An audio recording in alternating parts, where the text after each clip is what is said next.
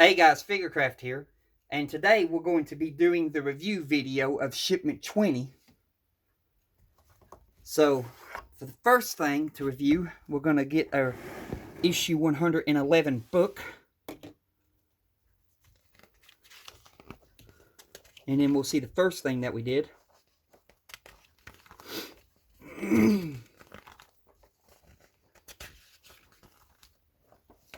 Okay, so the first thing that it had us to do was to take the brand new last section of the keel, which you kind of can't see it now because the engine's in here, but it's underneath the engine. And it's all the way down here at the bottom of the ship. But it had us to take the keel, pop it in place. Then after we got it in place and saw that it fit right, it told us to use screws, PM screws, to put them in. And it told us to do the back ones first. Then it told us to do the ones at the top. Then it told us to do the ones at the bottom last. And then by the time we got through with that, we had that much of the ship built. When it comes to issue 112, when we got to that issue,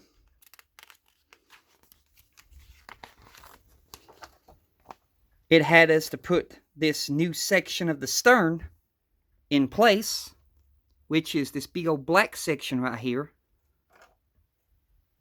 And it's the section that's got the curve in it, and it's got Titanic Liverpool right at the back.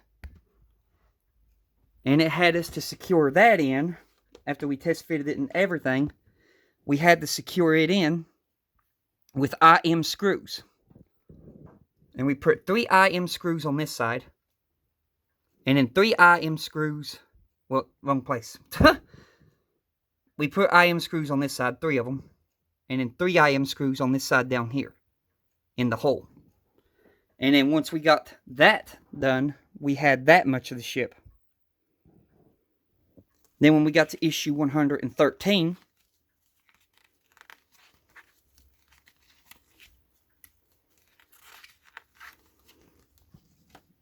we put in the bulwarks for the stern. And it had us to test fit this side over here first. And then after we test fitted it, we had to put 3 AM screws. And that was over here. We put this side in first with 3 AM screws. And then we repeated that step for the other side, which is right here. We repeated the step for the other side right here to put this bulwark in. Then our last thing to do was to take the very back section and use IM screws, 2 IM screws, to get the back section in back here. This little back piece of the bulwark. And when we got it in, we had that much of the ship done. We had that much of the ship completed. And then we go to issue 114, which issue 114 took us a while because we had to remove some old parts from the engine. We had to remove these 3 parts, get those off. Then we had to take the propeller shafts out. Then once we had the propeller shafts out, we had to locate these sections inside the hull of the ship. Then we had to insert the whole engine into the ship.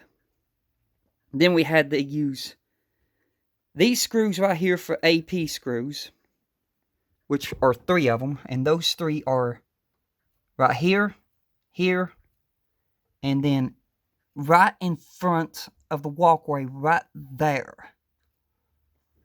After that, we had to use the AM screws, which were for metal, and there were 5 of them.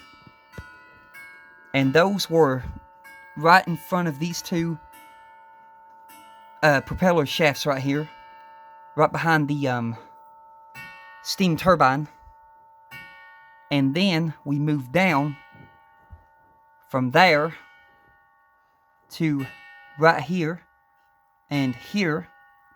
And then the very last one was right here underneath this shaft. It wasn't underneath it before. You put the shaft on top of it later. But then after you got that in and secured, it then had you to take these new pieces of the wing propellers. These pieces.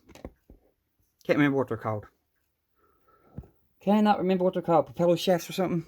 But take these two pieces and then insert them in. And then once you got them inserted in, then came a really hard step where you had to take this plastic piece and insert it in these tab holes, and then use 4 AM screws or AP screws to secure it in place. I did it by basically screwing one side in, that way it would hold in, and then level out the other side, and then I screwed it in, and it worked a whole lot easier that way. And then we went back to the very back piece right here, and it snapped in pretty easy, and then I secured it down with 4 AP screws. Then after that, we then took our propeller shafts one at a time and fed them through the hull of the ship, and we used these new little plastic pieces, which it calls them collars, to basically tighten the shafts in place. So let me get up here and show you that. Basically, these black collars right here, we used it to tighten the shafts in place for each of them, even the middle one, but you had to make sure that the middle one wasn't on this hump back here. Mine's not fully secured because it says we'll be removing it at a later date and don't fully tighten the screw. So mine's just dangling. But make sure that it's all the way up here close to that. And then we basically got all that done. And then right here is where it tells you in the instructions, this is a no-go. If it's on the supported area, that's no-go. If it's right here in the opening to where it can spin, that's good. And then after that, it had us to hook up everything and then give it a test to make sure everything worked properly. And then by the time we got it all done, we had this much of the ship. And the engines were finally secured inside the ship after 2 years of not touching them. So that's a good thing. So that's all of those issues right there. And then we went to issue 115. Get it open. And then 115 basically started the pieces of the remote. We started building the remote part 1. And then the first thing to do was to take this golden dial, pop it in place. Mine didn't stay in place. It kept on wanting to fall out, so I used Loctite Power Gel super glue to glue mine in place. That way it'd stay. And then, after that, it had you to take the black dial that has all of the speeds on it. Mine still wouldn't stay on. It kept on popping off, so I basically used the glue to glue it on. Then we had to use this spring mechanism to put inside of this disc, fully enclose it in. And then after you got that fully enclosed in, you would then pop the disc into the remote. And then your last step would be to place this little tiny piece of metal inside of the disc. And then that would be the completed step for part 1 of the remote. And then when you got to issue 116, which is our last issue, it finished off the rest of the remote. Basically, right here. First step was to basically take the buttons, put them in place. Make sure they were in place. Then your next step was to take the motherboard of the remote and put it in. Then you had to screw it in place with 4 AP screws, but don't over tighten them because you don't want to crack the board. And then you would put on the back of the remote. Then you would put 4 more AP screws. Then you would take the gold disc again. Mine still wouldn't stay on, so I glued this one on too. And then this one actually stayed on. The black part of the disc on the back of the remote, it stayed on, so I didn't have to glue it. And then you would take the handle and then put it in place. And it would tell you not to put the screw cover on yet, save it for later. Or you could put it on if you want to. Just got to, keep an eye on it. But it said do not glue this until later stage to make sure everything works first before you basically glue that down. But you would secure the handle in place with 1 EP screw. And then you would be completed with that. And then mine's right here. Mine is right here. And I've got a battery in it. You can see the lights on. I tried basically seeing if the stand would make noise because I figured, it would work because all of the mechanisms and stuff like that is already in the stand. But the only problem was there's no way for it to sense the remote. It has no sensor in it.